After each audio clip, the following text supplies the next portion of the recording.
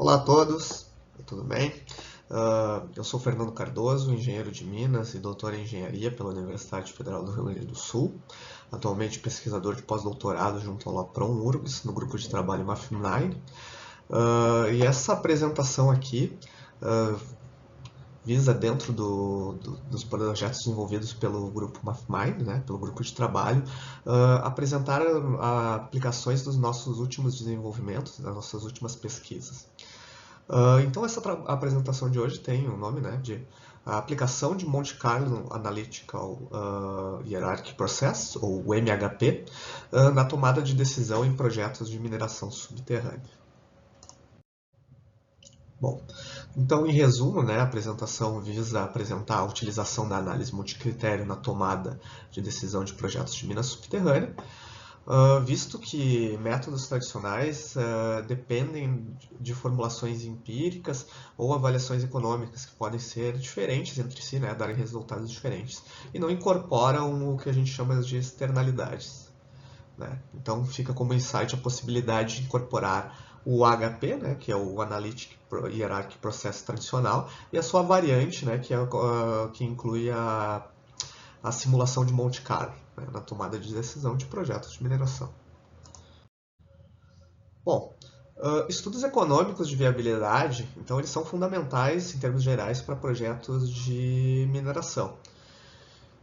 Entretanto, dentro da mineração subterrânea, nós temos ainda um maior grau de número de opções frente, por exemplo, à mineração a céu aberto. Um exemplo disso, então, seria a escolha do tipo de acesso. Então, o que a gente quer trazer aqui? Que no caso de projetos, né, de pré-viabilidade ou projetos conceituais de mineração subterrânea, nós temos uma grande gama de necessidade de tomadas de decisão, desde método de lavra até o tipo de acesso que vai ser utilizado, tipos de equipamentos, equipamentos elétricos ou equipamentos a diesel, entre outras várias decisões que são tomadas por diferentes metodologias, né? Bom, como exemplo aqui, né, da necessidade de uma análise multicritério, nós temos então aqui a opção, né, do tipo de acesso, que normalmente é tomada em função, né, por metodologias empíricas, né, em termos de profundidade e produtividade de mina, né? Então aqui nós temos exemplos de casos de minas reais, né, de projetos de minas reais, e a gente vê que tem uma grande variação, embora tenhamos algumas tendências, nós sempre temos alguns pontos que destoam, né? Que a lógica nos diria, por exemplo, que deveriam ser rampas, mas são aplicados shaft, né? Ou poço. Então, a análise multicritério seria uma opção, né, para incorporar então externalidades diferentes dessas, ou combinar diferentes opções. Por exemplo, nesse gráfico aqui nós estamos tratando só sobre em termos de profundidade e produtividade, e nós temos também outras opções, né, uma outra resposta que seria em termos da viabilidade econômica, né, fazendo um fluxo de caixa. Muito provavelmente, né, pode ocorrer de darem respostas diferentes. Então, a análise multicritério, né, ela vai pontuar, dar peso para esses critérios, e então nós temos a opção então de ranquear, né, uma opção frente a diferentes critérios, né? Então, esse é o princípio básico do AHP tradicional, né, que envolve a comparação entre pares a pares usando uma escala, né, para determinar os pesos dos critérios. Então, aqui só para exemplificar, né, no caso da escolha, né, para o acesso de mina, a gente pode elencar diferentes critérios, por exemplo, o uso dos métodos de fluxograma, né, uma avaliação econômica, risco energético, custos ambientais e emissões, e critérios sociais, né? Então, para cada na análise par a par, para cada opção a gente vai analisar, tende a analisar uma opção frente às demais opções, né? Por exemplo, shaft frente a shaft tem o peso 1, shaft frente à rampa diesel tem um peso 3, né? Ou seja, o shaft é preferível, e assim por diante, né? E no final a gente tem um vetor de prioridades, né, frente a cada critério. Bom, no caso, então, introduzindo aqui a simulação de Monte Carlo, o método de MHP, né, consiste na combinação do método tradicional da simulação de Monte Carlo com a metodologia HP. Permite, então, que o resultado final expresse as preferências em torno, né, de todos os tomadores de decisão e, consequentemente, contemple o efeito da variância das preferências. O que acontece? Que, como vocês viram ali no HP tradicional, a gente só tem uma opção, né? A gente vai dizer se aquele é maior ou melhor. Mas isso, muitas vezes, é um critério muito pessoal, né, do tomador de decisão. Então, a utilização de uma distribuição de probabilidades, né, em vez da gente dizer que aquele valor é 3, a gente vai dizer que ele segue uma distribuição tal. A gente passa então a incorporar diferentes opções, né, diferentes decisões tomadas quanto aos pesos, né. No método, então, a variabilidade pode ser inserida tanto como variabilidade nos pesos, né, normalizados, e nos critérios quanto à avaliação para par. É o que eu acabei de referir. Bom, e por que então torna-se importante então uma análise multicritério? Porque a possibilidade então de uma análise multicritério passar a ser uma abordagem ESG, né? Onde a perspectiva ESG acrescenta então os critérios ambientais, sociais e de governança à avaliação. Então a gente passa não apenas a ter critérios econômicos, né, ou técnicos, mas também critérios ambientais e sociais, né? E são usadas então metodologias hierárquicas, né, para avaliar os critérios não estocásticos e considerar então daí esses diferentes critérios ambientais e sociais, né, numa análise multicriterial. Lembrando que o critérios SG, né, que o SG hoje é uma realidade dentro da mineração, né? As principais mineradoras do mundo e praticamente todas com relevância têm se esforçado para apresentar abordagens SG, né, e reportar isso, né, à sociedade.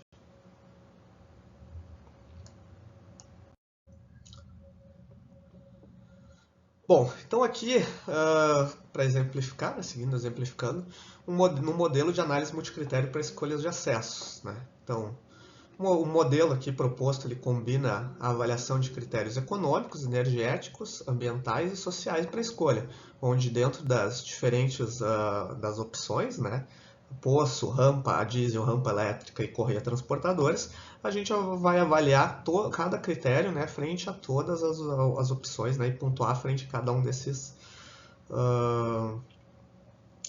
critérios. Quer dizer, a gente vai avaliar cada opção frente aos critérios e depois também os critérios frente a cada critério para dar um ranking, né, de peso para cada critério, né, para se chegar na resposta final. Bom, então a gente começa então por uma aplicação do HP tradicional, né, identificando os critérios e indicadores para a seleção de acessos. Depois a aplicação das opções em relação aos critérios e avaliação das preferências, e por final a análise dos dados e ranqueamento do resultado final. Para exemplificar então aqui essa tomada de decisão, aqui tem um estudo de caso aplicado a uma mina subterrânea, né, de polimetálico, 20 milhões de toneladas, né, de reserva, produção de 2,4 milhões de toneladas, etc. Stope médio de 6 metros, profundidade média de 200 e 450 metros e classe do maciço superior à classe 3. Tudo isso é importante aqui para a gente conseguir fazer as estimativas, né, tanto por fluxograma técnico quanto para fazer a avaliação econômica, né. E aqui eu só destaco também a possibilidade da gente avaliar, né, as questões de riscos hídricos, né, e conflitos sociais, né. Então aqui duas boas bases, né, tem os endereços aqui do site da WRI, né, que permite um atlas para avaliar o risco hídrico. E esse outro site aqui, né, que visa apontar, né, a proximidade com conflitos ambientais ou pontuar conflitos socioambientais, né. principalmente sociais, né? Bom, então aqui montada, por exemplo, para vocês a matriz das prioridades né, de critério por critério, né? Então aqui a gente vai avaliar o fluxograma que tem igual peso frente ao fluxograma, tem igual peso frente à avaliação econômica e tem um peso relativamente superior feito ao risco energético e assim por diante, né? Então aqui só para pontuar, por exemplo, o critério social tem um peso inferior ao fluxograma, tem um peso inferior à avaliação econômica, né? E teria um peso igual ao risco energético.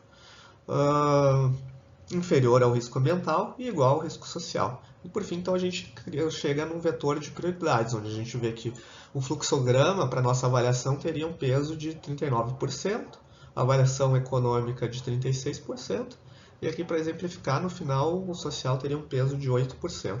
Tá, esses valores aqui dados são os valores exemplificativos, né? Obviamente, numa avaliação feitas para fins de tomada de decisão reais, é importante que essa tomada seja feita pelo tomador de decisão, né, pelo projetista, ou por um conjunto de projetistas e de stakeholders, né, que reflitam as necessidades, né, do empreendimento e da empresa que está desenvolvendo o projeto.